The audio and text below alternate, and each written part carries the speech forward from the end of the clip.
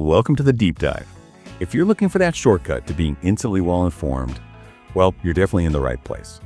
Today, we are taking an extraordinarily focused journey. We're heading into one of the smallest, most concentrated spots in Europe, Appenzell in Switzerland. Now, our sources for this deep dive, they aren't the usual global politics or market forecasts. Instead, we've got this remarkable collection, really documenting local customs, historical traditions, and the deeply ingrained culture of this alpine region. Our mission here is to uncover these living traditions, the annual rituals, the unique way they govern themselves, the distinctive art, everything that defines life there.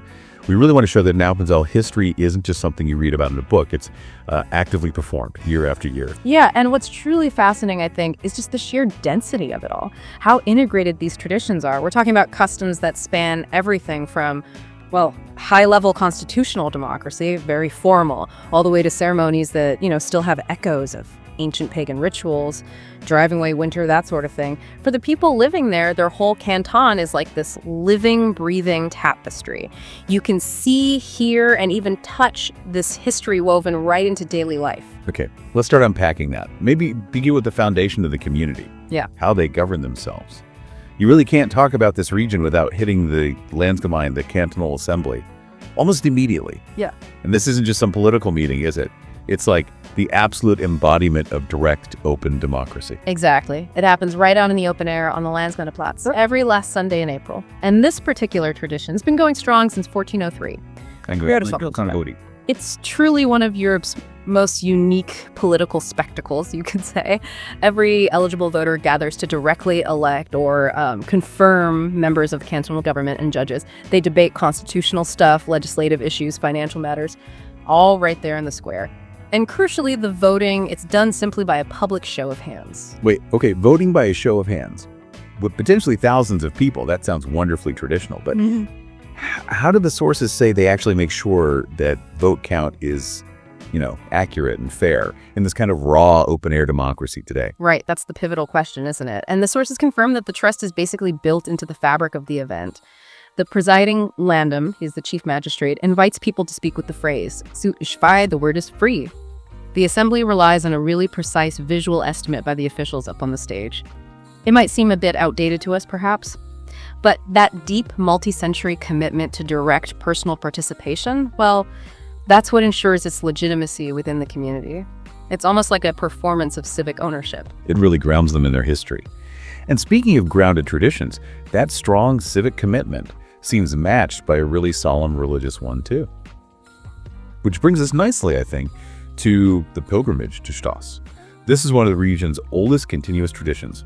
Starts very early, 6 a.m. on the second or third Sunday in May. Yes, and this annual procession fulfills a really crucial ancient vow. It was made after their surprise victory at the Battle of Stoss back in 1405.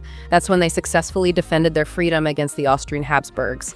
So the pilgrimage, it serves as this annual act of thanksgiving for that freedom and also a memorial for the fallen. The solemnity is quite intense. Higher-ranking officials are actually required to participate. Yeah, and the most moving part, from what I read, is the reading itself, isn't it? Oh, absolutely. Halfway along the route, the council clerk reads the Fahrtbriefe. Now, this is the historical document. It recounts the battle in pretty dramatic detail, and it names the fallen soldiers.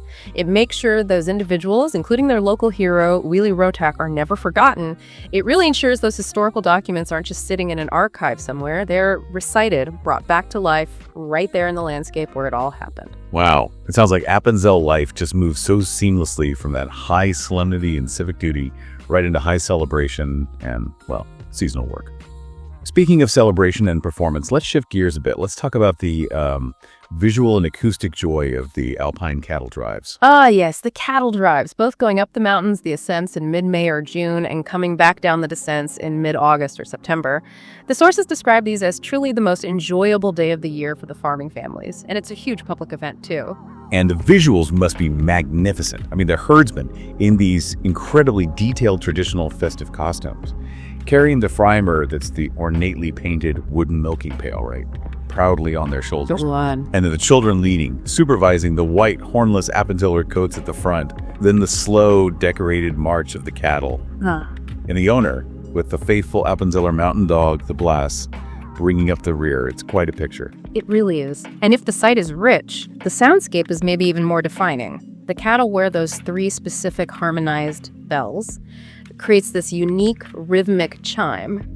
But the truly distinctive sound marker, the acoustic signature, if you will, is the 4 herdsmen singing and yodeling. They perform ragusli. Ragusli, okay. Yeah, these are multi-voice, wordless, natural yodeling songs. So the sound isn't just like spontaneous singing, it's actually highly structured. Exactly. That unique sound signature comes largely from the characteristic glottal leap of the first voice. He's called the vuzarer. It's this rappy shift between the chest and head register. It's a really essential part of their alpine identity and, well, communication too, in a way. This is where it gets really interesting, I think, connecting the culture's historical reach. Because the Appenzeller music, it has this classic instrumental core, a quintet, right? 2 violins, cello, double bass, and that really distinctive hammered dulcimer. Yes, the dulcimer. And the dulcimer, it has these surprisingly exotic roots. It really does. You know, while it seems completely Swiss, the instrument can actually be traced all the way back to the medieval santur from Persia, came via the Balkans. Wow, Persia. Yeah. So this tiny, seemingly isolated alpine canton has been musically connected in a way to the Silk Road and ancient Eastern traditions for centuries. The dulcimer is often the star of the show in their ensembles. It delivers these complex rhythms and sparkling tonal cascades that are just instantly recognizable as Appenzeller music. That just highlights how connected these supposedly isolated mountain communities actually were, and maybe still are.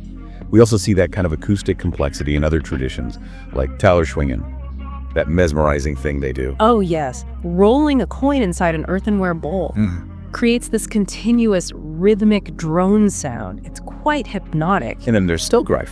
Right, that unique musical practice where brass bands play completely by ear and feeling.